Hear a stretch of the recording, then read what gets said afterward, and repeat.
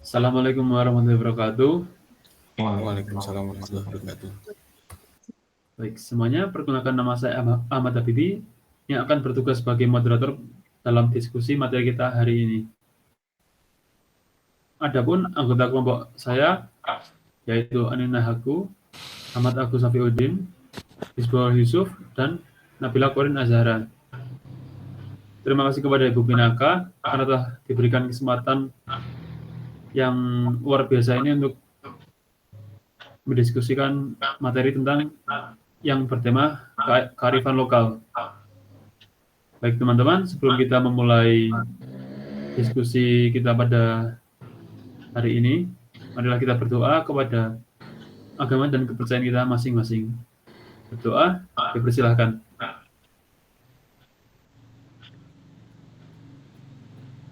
Berdoa, selesai. Baik, silakan untuk panelis pertama menyampaikan materi yang telah disiapkan. Baik, terima kasih Ahmad Habibie untuk waktu yang diberikan. Pertama-tama perkenalkan, nama saya Ahmad Agus Safiuddin.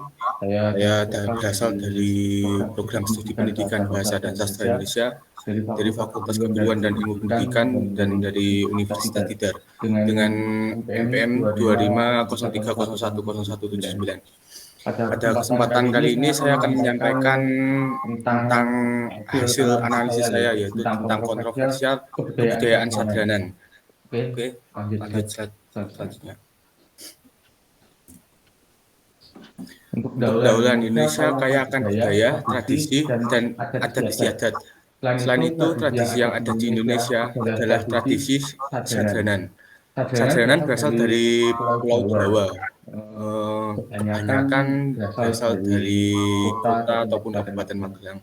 Untuk perkembangan Sadranan sendiri sekarang hanya menuai kontroversial, entah dari sudut pandang agama maupun dari sektor Sadranan itu sendiri yang mulai rapuh dengan adanya perkembangan zaman dan juga modernisasi. Lanjut selanjutnya.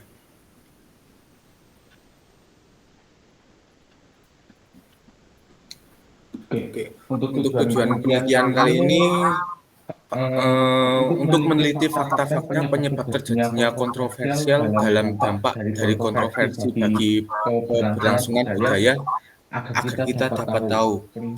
Maaf, ini terpotong, bisa dikecilin lagi. Saya share ulang.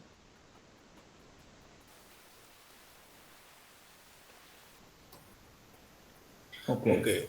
Untuk tujuan penelitian yaitu untuk meneliti faktor-faktor penyebab terjadinya kontroversi dan dampak dari kontroversi itu sendiri bagi keberlangsungan budaya agar kita dapat tahu penanganan yang dapat kita lakukan untuk menyelesaikan hal ataupun permasalahan tersebut.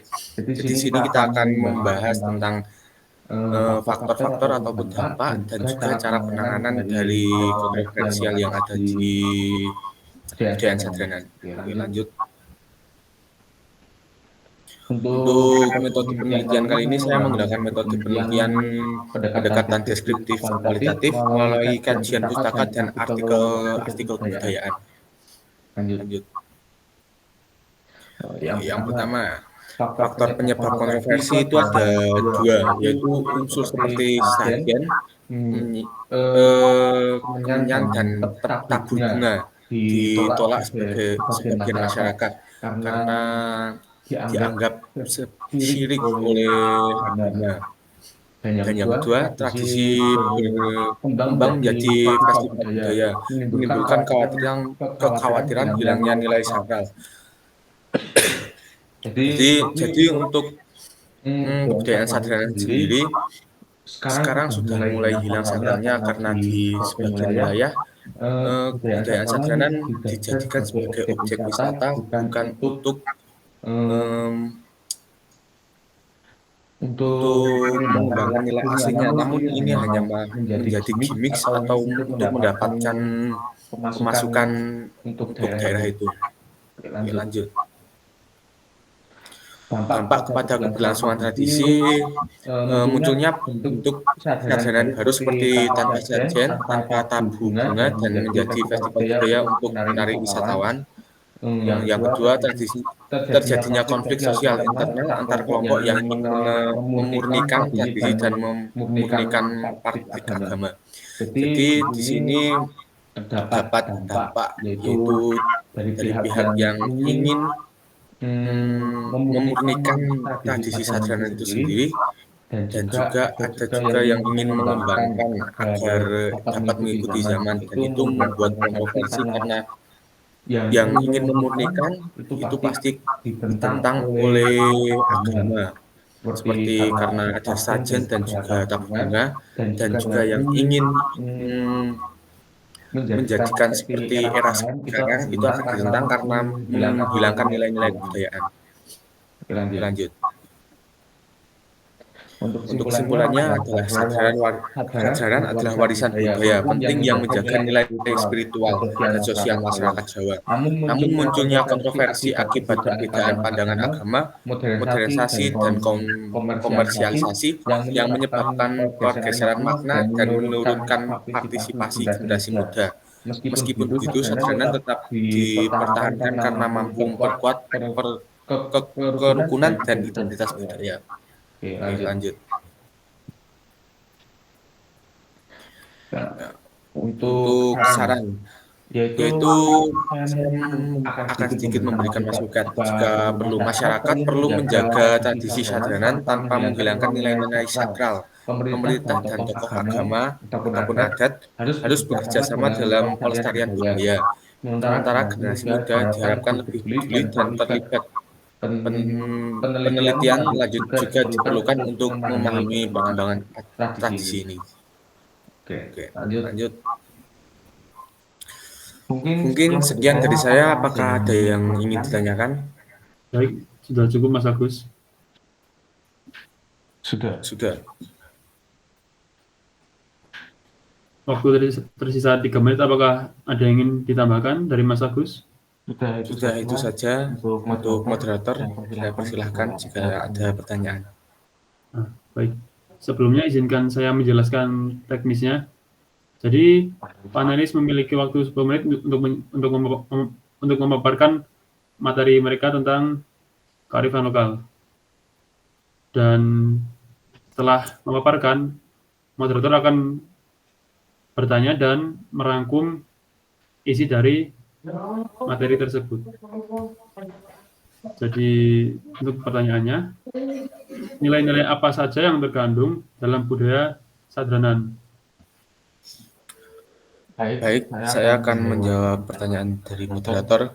Untuk nilai-nilai yang terkandung dalam Sadranan yaitu ada nilai luhur seperti rasa syukur dan juga doa-doa bersama, terus untuk sosial, silaturahmi, gotong royong, dan juga kebersamaan. Jadi meningkatkan solidaritas antar pemuda maupun penduduk, dan juga meningkatkan rasa gotong royong.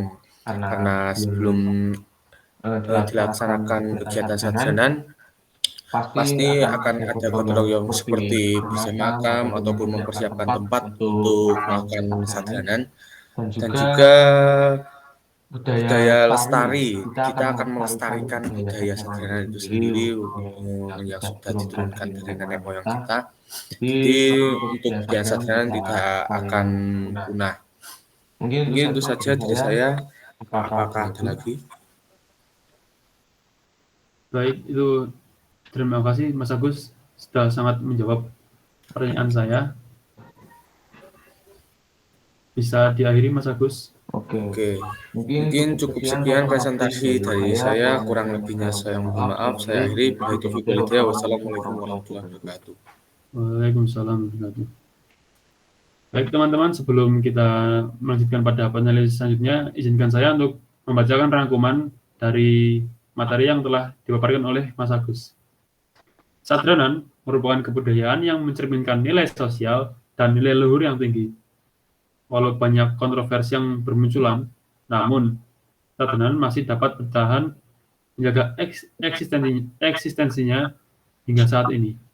melalui pembaharuan yang tidak mengubah melalui pembaharuan yang tidak mengubah makna inti dari sadaran itu. Baik, untuk panelis selanjutnya bisa mempersiapkan diri.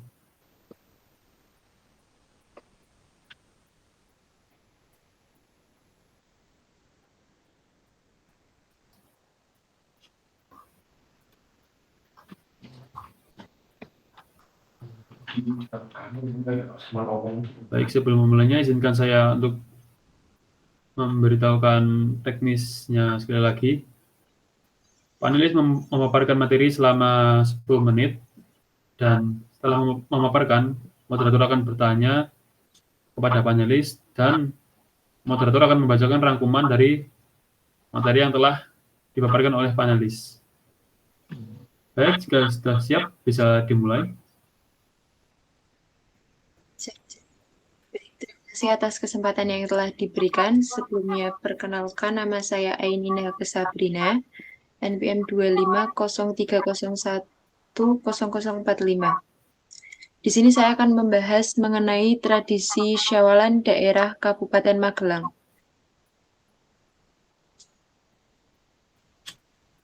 Yang pertama yaitu latar belakang. Latar belakangnya, Indonesia merupakan negara yang memiliki beribu-ribu pulau, suku, budaya, sehingga pastinya juga akan memiliki tradisi yang beragam. Salah satunya yaitu tradisi Syawalan. Tradisi Syawalan merupakan tradisi yang dilaksanakan oleh masyarakat Indonesia, salah satunya yaitu masyarakat Magelang. Tradisi ini biasanya dilakukan seminggu setelah Lebaran Idul Fitri yang bertepatan dengan awal bulan Syawal.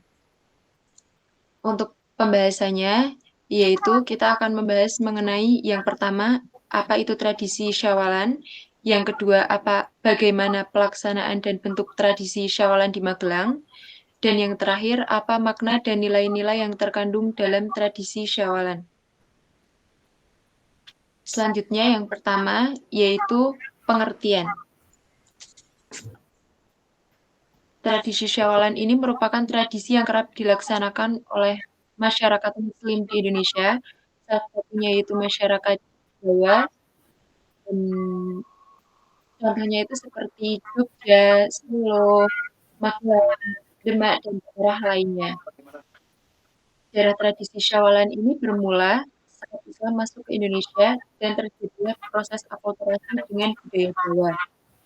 Menurut buku dari tradisi-tradisi Islam Nusantara, perspektif filsafat dan ilmu pengetahuan, dijelaskan bahwa tradisi Syawalan ini merupakan tradisi asli masyarakat Indonesia yang berawal setelah Arya Songo datang ke Indonesia.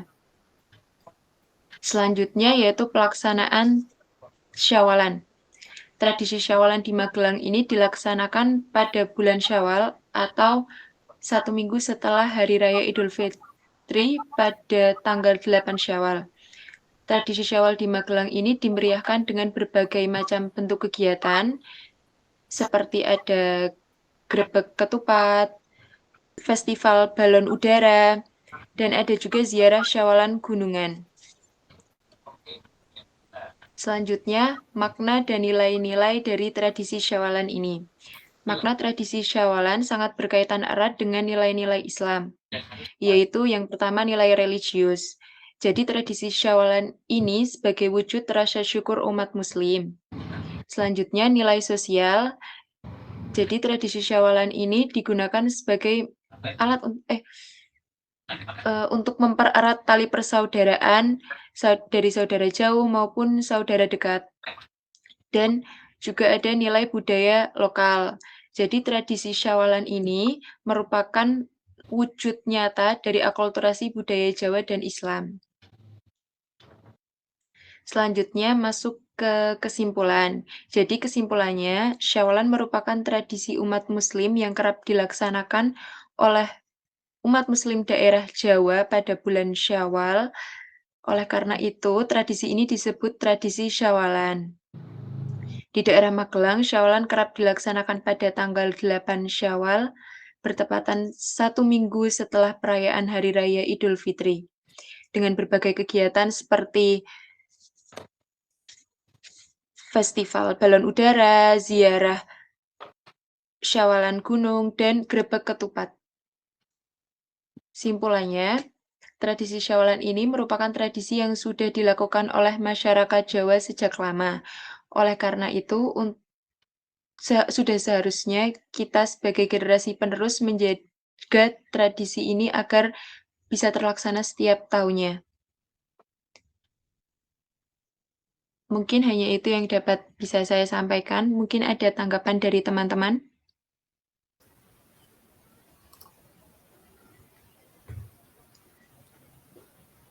Atau mungkin ada tanggapan dari moderator?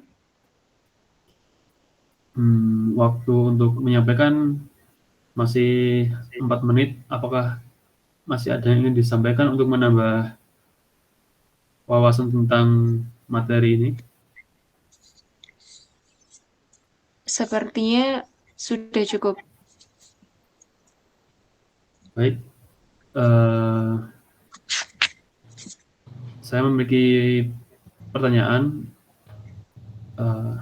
Indonesia kan terdiri dari berbagai pulau yang berbeda dan tidak sedikit diantaranya terpengaruh oleh budaya Islam. Nah, jadi apakah bentuk tradisi syawalan di daerah selain Magelang itu memiliki sebuah ciri yang sama atau berbeda-beda? Kalau setahu saya berbeda-beda, tapi mungkin maknanya itu hampir sama. Seperti di Yogyakarta itu ada grebek syawalan yang menggunakan gunungan.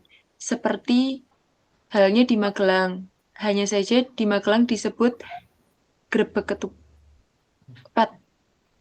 Selanjutnya di daerah Semarang itu ada syawalan di Goa Kareo dengan sesaji.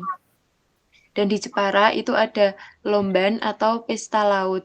Jadi intinya itu tuh makna dan nilainya sama, syukuran dan silaturahmi, tetapi hanya bentuk kegiatannya saja yang berbeda.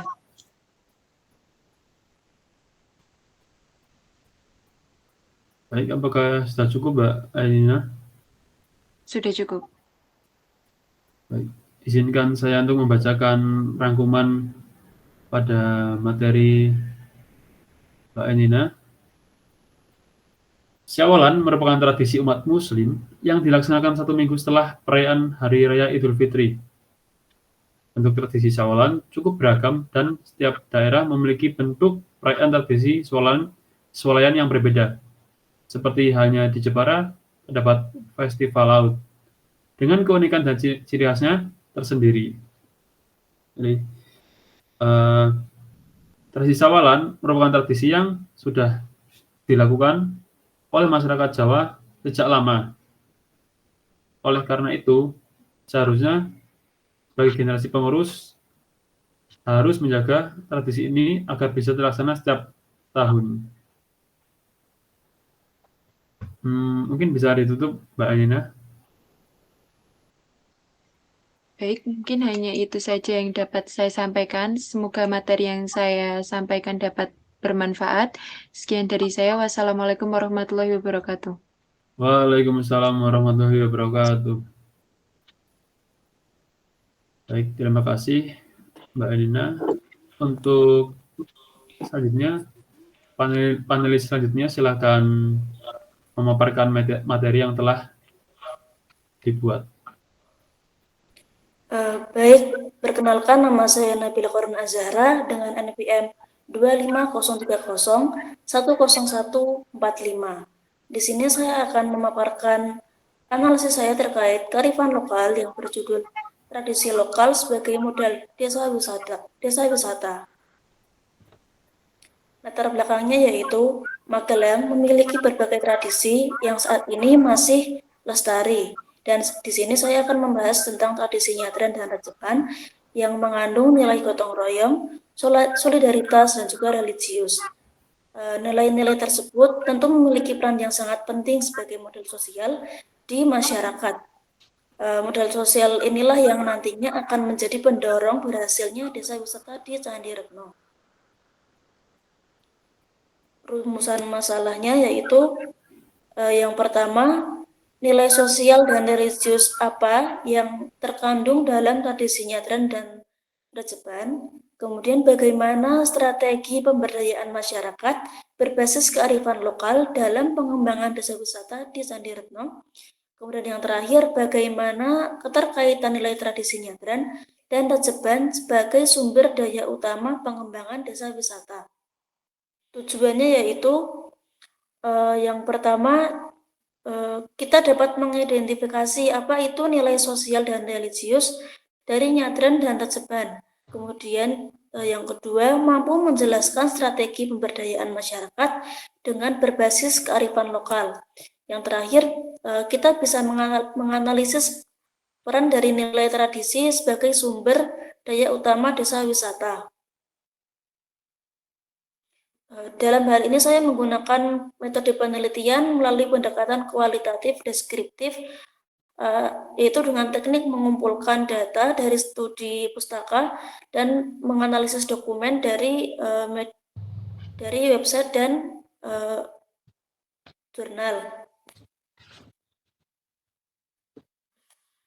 Hasil penelitiannya yaitu dari yang pertama, nilai sosial dan religius yaitu nyadran merupakan bentuk syukur kepada Tuhan serta kekompakan dalam menghormati leluhur.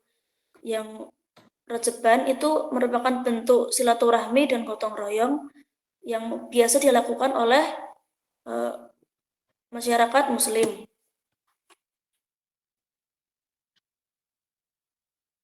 Yang kedua, bagaimana strategi pemberdayaan masyarakat dalam hal ini? Masyarakat bisa menggunakan koperasi desa sebagai penguat kelembagaan dan melibatkan masyarakat dalam pengelolaan homestay, dokartor, dan juga kesenian tradisional sebagai salah satu penarik minat pengunjung.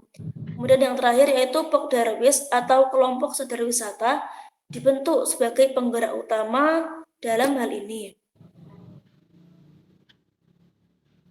Dan yang terakhir yaitu apa kaitan nilai tradisi dengan desa wisata. Yang pertama, nilai kepercayaan dan gotong royong memudahkan kerja kolektif yang dilakukan oleh masyarakat. Yang kedua, tradisi menjadi tonggak sosial keberhasilan desa wisata. Kesimpulan dari pemaparan materi kali ini yaitu nyadran dan rejeban mengandung nilai sosial dan religius yang kuat. Keduanya sebenarnya memiliki tujuan yang sama dan nilai-nilai itu mempunyai fungsi sebagai modal utama dalam hal sosial di masyarakat Magelang. Modal sosial inilah yang akhirnya menjadi fondasi keberhasilan pemberdayaan desa wisata di Candi Retno. Saran dan harapan untuk kedepannya yaitu tradisi nyadran dan rejeban terus dilestarikan supaya tetap dikenal oleh generasi muda yang saat ini mungkin mereka tidak terlalu mengenal apa itu tradisi nyadran dan juga rejeban. Kemudian kegiatan tradisi dikenalkan dalam paket wisata desa dengan menggunakan mini booklet sebagai pegangan. Kerjasama antar masyarakat dan pemerintah desa agar terlalu terhubung dan tidak berjalan masing-masing. Tradisi terjaga, desa wisata terus berdaya.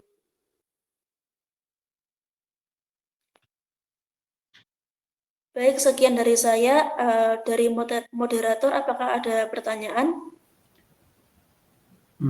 Waktu tersisa bagi panelis untuk memaparkan materi adalah 4 menit. Apakah ada yang ingin ditambahkan sebagai tambahan pengetahuan wawasan bagi para pendengar?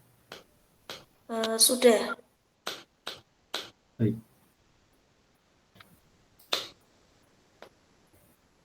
Jadi saya memiliki rasa penasaran yang begitu kuat terhadap hal ini. Mengapa tradisi nyadran dan rejeban dapat menjadi modal utama dalam pengembangan desa wisata Candi Rejo? Apakah tidak ada tradisi lain yang dapat untuk menjadi modal utama lain atau hal yang menarik dari desa wisata Candi Rejo? Menurut saya tradisi ini sudah sangat pas karena nyadran dan juga Rajeban itu sudah memiliki nilai sosial dan religius seperti gotong royong, solidaritas, dan juga silaturahmi yang kuat. Selain itu juga ada rasa syukur yang nantinya akan tercipta kepada Tuhan Yang Maha Esa. Dan juga nilai-nilai ini merupakan bentuk sosial yang bisa memperkuat kerja kolektif antar masyarakat dan juga memudahkan pemberdayaan warga dan menjadi fondasi keberhasilan pengelolaan desa wisata yang berada di Desa Candi Retno ini.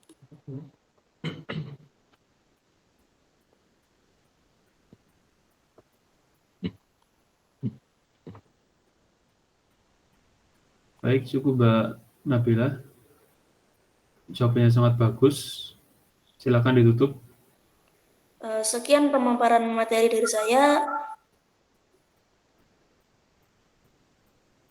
Dan terima kasih. Jadi sebelum lanjut ke panelis terakhir, izinkan saya untuk membacakan rangkuman yang telah disampaikan, rangkuman dari materi yang telah disampaikan oleh Mbak Nabila.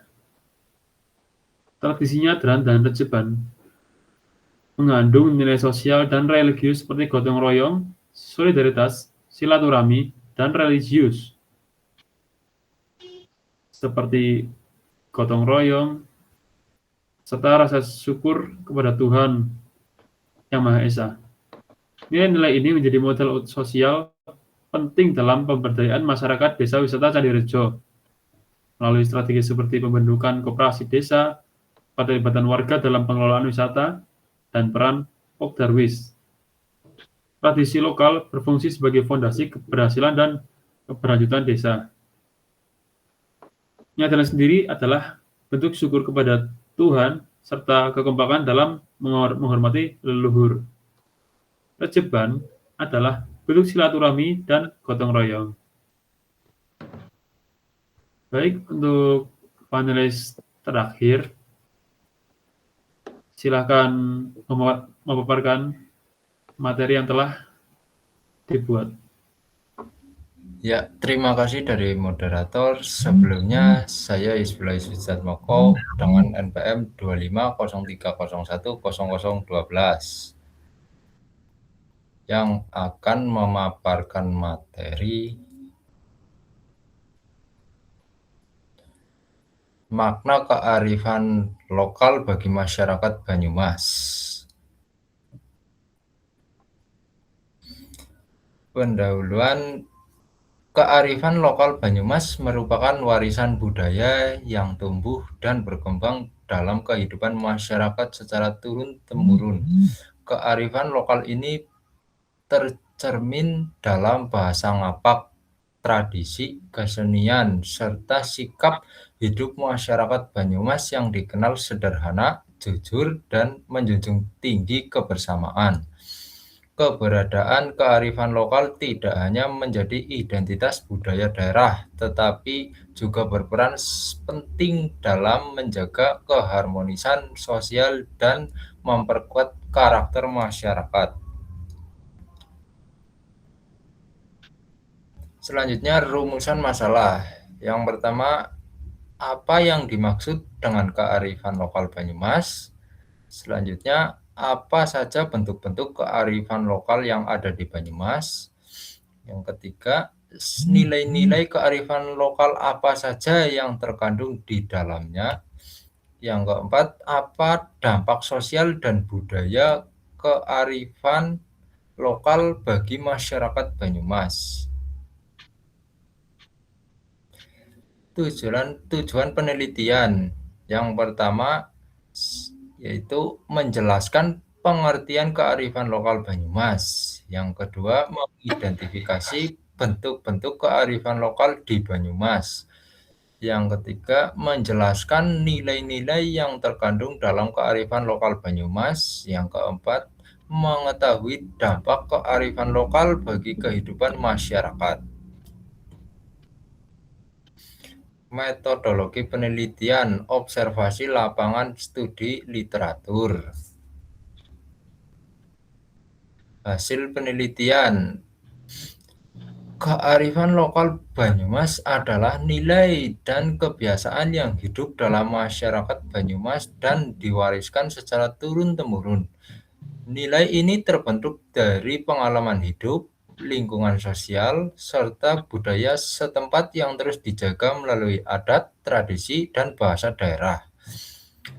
Bentuk-bentuk kearifan lokal Banyumas. Yang pertama yaitu bahasa ngapak sebagai identitas komunikasi masyarakat. Yang kedua, sikap cablaka atau yang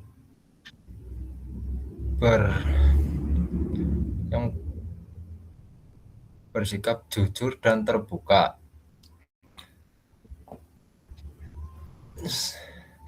Selanjutnya, saran masyarakat perlu menjaga dan melestarikan kearifan lokal. Yang kedua, generasi muda perlu dikenalkan budaya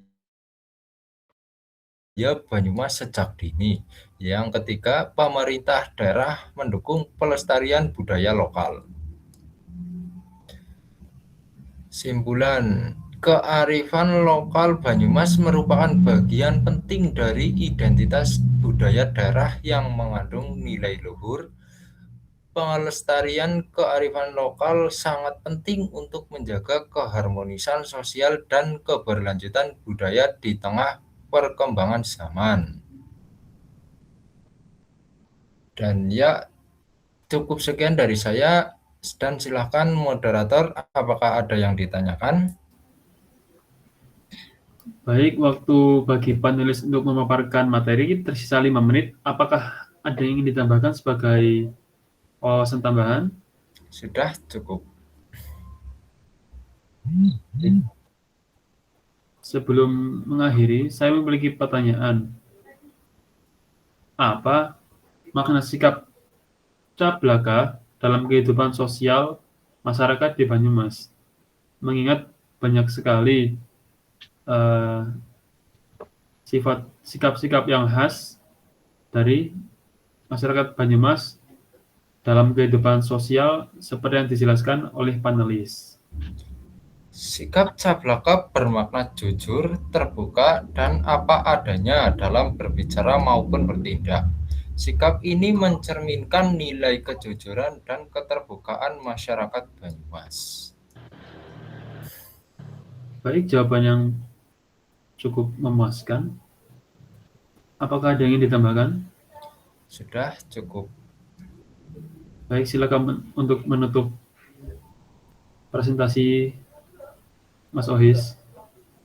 Ya, cukup sekian dari saya. Apakah ada yang salah? Mohon dimaafkan. Wassalamualaikum warahmatullahi wabarakatuh. Waalaikumsalam warahmatullahi wabarakatuh. Jadi semuanya, sebelum kita mengakhiri diskusi pada hari ini, izinkan saya untuk membacakan rangkuman dari panelis terakhir. Masyarakat Banyumas memiliki karakter khas seperti sikap cablaka atau blakasuta, yang berarti jujur dan terbuka. Sikap ini terbentuk dari kehidupan sosial dan untuk menjaga adat istiadat.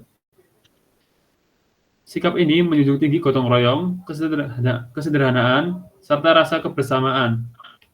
Nilai-nilai tersebut tercermin dalam penggunaan bahasa ngapak, kesenian tradisional seperti calung, ebek, dan tali lenger, serta dalam berbagai aktivitas sosial kemasyarakatan. Tak terasa waktu sudah hampir selesai.